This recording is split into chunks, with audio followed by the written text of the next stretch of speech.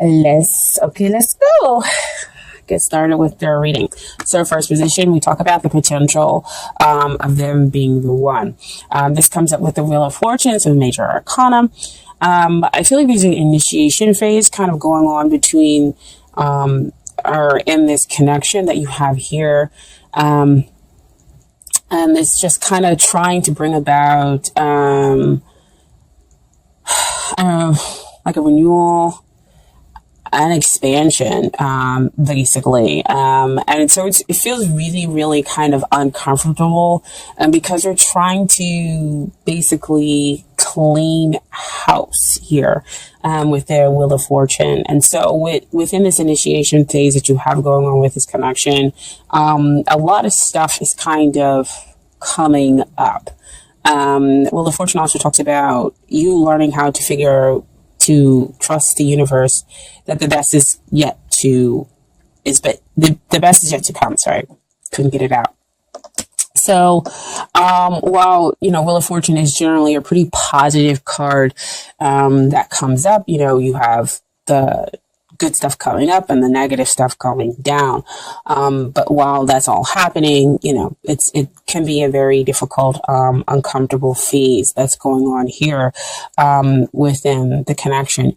It usually does come out to signify soulmates for me, as one of those cards as well. But what we always have to remember is, yes, we do have romantic soulmates, but we also have those romantic partners that come in to kind of help us work out those negative things, those karmic things that are within us, in order to get us ready for a relationship that will be better for us, that will basically renew us and help make us shine, basically. So what we have next is the long-term potential. And first we have the Seven of Swords here. And this talks about, again, got a lot of trust issues going on here within this relationship.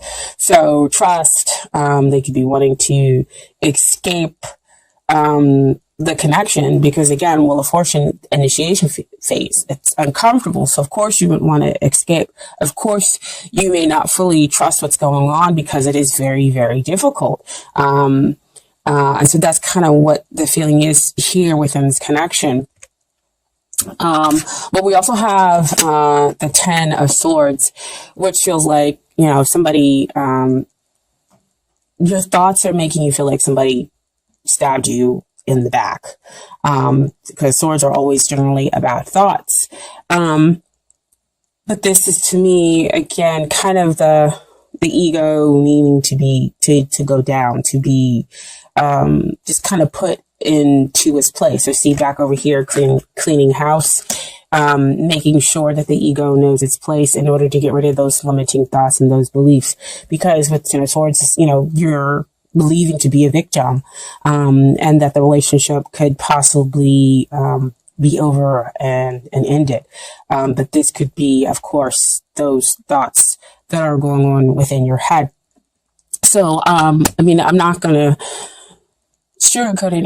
Again, the long-term potential is difficult here, but it can just be a phase in order to bring about better energy for the relationship. Because again, we're going back here to the Wheel of Fortune, which talks about the bad going down and the good coming up. Okay. And so we have to work through that stuff. It has to come to the surface, in order for it to go away. Okay. And so the King of Swords comes out as to what is hindering the relationship. And that means that there are emotions that exist deep down. Because I always talk about, air signs have deep emotions. They just sometimes express it in a very kind of callous way, or don't know how to express it at all. And so King of Swords, he's a little too much here, in his logic. And so that's his viewpoint. And so he's not going to express the emotions that that need to be expressed. If we're talking about a hindrance, usually King of Swords, he is a pretty good communicator. But here we're talking about hindrance. It's the communication or the lack thereof that is causing a hindrance here in the connection with this other person. And so again, Wheel of Fortune, cleaning all that stuff out, in order to make the relationship better, bringing that stuff to the surface. So the King of Swords is saying, you need to transform and come out of that logical mind, because I see the butterflies coming up out of his head, is to transform your mind, to come out of your head and get into line with your emotions. Because you have that emotional depth. You just need to figure out how to express it. The two of you. So that's the energy that's kind of blocking here. But we have what's coming up here, with the Devil card as to the energy that is helping. And again, it can look like one of those very, very negative cards that come out. But again, face it head on. And that is to say, what am I attached to? What are those emotions and thoughts that, are attached, here, that need to come to the surface, in order to help the relationship. I also feel that that could also mean, when it comes up into what's helping, is that when the two of you get together, you have very intense, very strong emotions for each other. But because it could be too much in the physical, when you get together with this other person, it could cause, those sensations of, well, I'm not going to be chained to this person emotionally. That's kind of what they're getting, we get together, we have a good time, and yes, we have a connection, but I'm not going to think any more to it. Like, the feelings are over here and that's over there. But yet the connection is incredibly strong. Like, if you two, I see like two people sitting on a sofa saying like, no, we're going to talk about things. Like, we really need to kind of communicate and get the things out there. But then it comes up, here comes that devil. And it's like, well, do you really want to talk, or do we want to do something else? And so you do the other thing, versus going ahead and getting the emotions out there, expressing what the two of you need in the relationship, right? And so the mistrust keeps going, and the one person feeling like, maybe I should just give this up because we're not connecting here. And so what comes out, dear Capricorn, is what you need to work on is the Ace of Cups, is the forgiveness, is the healing, is to basically filling your cup up with unconditional love, because Ace of Cups talks about a pure, this is love. Again, immediate spiritual connection. But like I was saying before, sometimes people come in, who, yes, they are our soulmate. But they kind of help us to work through things, to understand, what we need to let go of, what are the negative habits that we have in our relationships in order to experience happier, healthier relationships. So, they're saying that there is a potential here for love. There is a potential here for healing, and for you to kind of elevate this, romance, but you're going to have to take it. You're going to have to go through those cycles. So see, back over again with that Wheel of Fortune, going through the initiation phase and willingly going through the initiation phase. Okay. Because I feel like, again, there's not so much willingness to go through it. So that's what you need to work on. And what they need to work on is the Four of Cups. So Four of Cups, they're very stable, within their feelings of, they don't want to see it. They don't want to see this cup of love, see, that you're offering, because that's the Ace of Cups being offered down there. And so they're too focused on other things to see. That why I said getting together, two people sitting on a sofa, and it's like, well, we get together and we can talk about the stuff, but let's focus on something else. And we're going to go ahead and do the physical stuff versus focusing on the emotionals, focusing on the real connection here that can go beyond just the physical. But yet the two of you are still attached, together and just kind of not knowing why. But, the truth is that once they kind of open up their eyes and see the offer of love, see the potential of love that can exist here, then again, we can have the relationship go to another level. We can then kind of end the initiation phase and have a renewal, within the relationship. Okay. And get to a place where we have a much happier, whole relationship. And so what I have as an outcome here, is the Five of Cups. Five of Cups is coming up to me is changing your perspective on the relationship. Because over here, there are 3 cups that are spilled. So see back over there with that 4 of Cups, those cups are now spilled over. And the person still doesn't see that now they've got another cup being offered behind them. 2 of Cups. 2 of Cups is always a deep emotional connection that is fulfilling theirs, that giving and the receiving, that 2 parts are different, yet the same underneath, and able to give and take equitably. Equitably. Using like SAT words here. But give and to take, yeah, I'm going to go with equitable. So, so everybody receives exactly what they're supposed to happen. Sorry guys about the phones ring. But this is definitely, emotional sorrow, but needing to change that perspective on that. That's the outcome. And then we have the Nine of Swords. So see again, back here with the thoughts, where we have great grief and people aren't sleeping at night because, again, we're connecting here on the physical level. I mean, that's what's keeping you two kind of coming back together and remaining attached, but we're communicating our real feelings and emotions. So that's what we have the Nine of Wands being stacked up. And needing to change that perspective. And so I asked for more clarity about that. So the final outcome is judgment and awakening, and coming to a point where, we can do better, we can ascend, and we can have a renewal within the relationship. It's like they awakened, or the two of you awaken as to how to be able to move forward and realizing that you can have more than just the physical. You realize what's been going on along with that Wheel of Fortune over there. Like I said, with the initiation phase where you're going through stuff, you're fighting and you're resisting the moving forward. You're fighting and resisting talking about your emotions in order to move out of the physical plane, or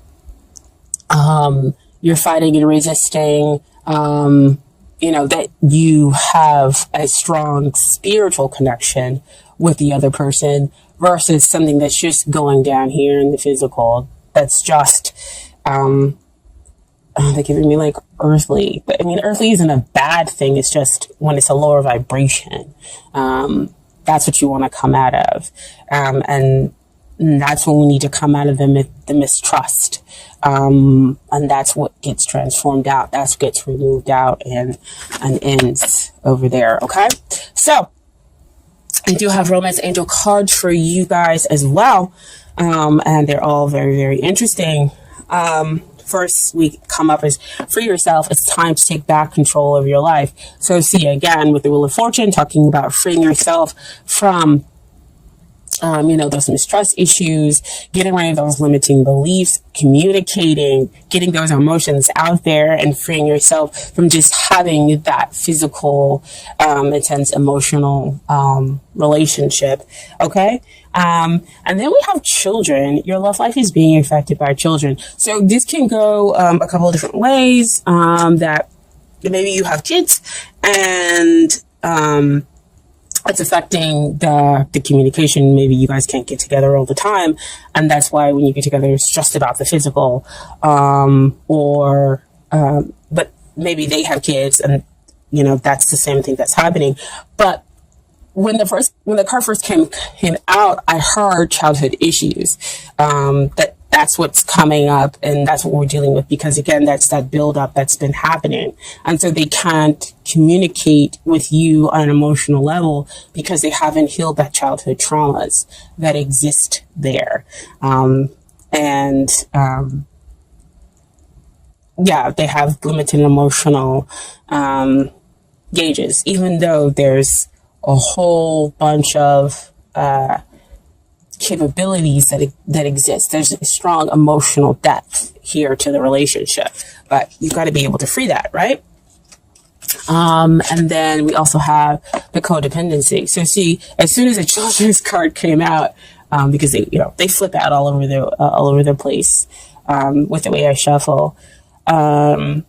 Addictions are affecting your romantic life. To see what I was talking about over here, this is a card of helping because it helps to keep the two of you together, or we're just focusing on the physical.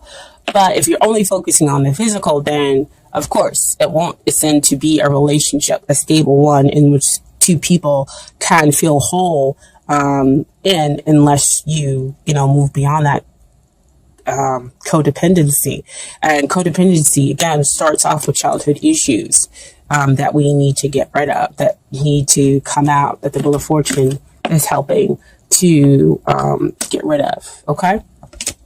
And so the final card we have for the Romance Angels is you attract love by enjoying this moment fully. So when that card usually comes out to me, that means that we, again, of course, there's negative emotions and feelings that need to come out in order for us to attract and have the relationship that we want. Actually, let me go ahead and read that to you guys.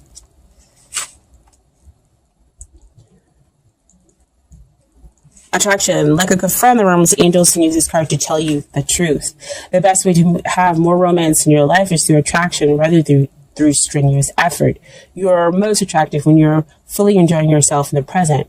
Your joyful laughter, self-expression, and body language are beautiful. In contrast, any stress you experience as you strain to find romance pushes against the stream of life. Strain comes from a place of fear with an underlying worry. Maybe I won't receive this. That fear then attracts the very thing that you're worried about. Stress creates wrinkles, bodily tension, a constricted voice, and other unattractive characteristics. So see, you have the Devil card that's keeping you two together. You're attached together, but not in the most healthy way. It's just, that physical plane. But what needs to come out, it's the hindrance, it's the fear of dealing with the emotions and not being able to communicate those emotions is what they're talking about. So what their advice is, so go smell a rose, fully enjoys this fragrance beauty. Allow yourself simple pleasures that lead to great joy. Affirm frequently that you are loved and lovable. Visualize a wonderful romantic relationship with a great partner. Take excellent care of yourself and follow your inner guidance via the law of attraction. You'll draw romantic love to you through your own attractive nature. So that's just kind of the basis, which I said back over here is what you needed to work on. That Ace of Cups. Attracting, forgiving, that all exists here. She has trust. She has her heart open. She's able to receive and will only attract the best and the highest relationship for her, which also basically go over here with that Wheel of Fortune card. Okay. And then I have some advice from the universe that I pulled for you all. Okay. And first card. I recognize that I have chosen fear and I choose again. I choose love. So back with that Ace of Cups, asking you to choose love, to go through that healing process. And they're also over here choosing fear because they're not choosing love as well. So like I said, you guys are in the same boat here. And then We have, I witness the darkness and call on the light with my prayer. Thank you, universe, for guiding me to perceive this fear through the eyes of the teacher of love. So again, asking you to transform, asking you for it to come from a place of love. Love is a much higher vibrational frequency, a connection that we have with somebody else. Okay. I also talked about how we change our perspective in order to get rid of that fear and that sorrow. So you see, that's why I said that. That's the outcome for you guys.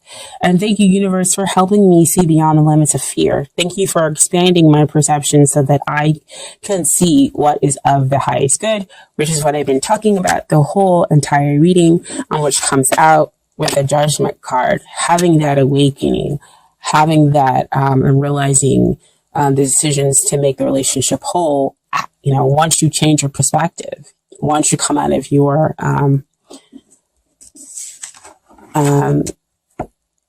mental processes, changing that grief and that fear, to sorrow. So